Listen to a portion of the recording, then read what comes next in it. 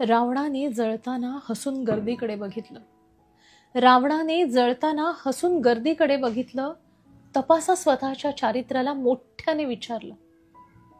केलाय मी गुन्हा सीतेचं अपहरण करण्याचा, केलाय मी गुन्हा सीतेचं अपहरण करण्याचा, पण प्रयत्न नाही केला कधी मर्यादेची सीमा ओलांडण्याचा.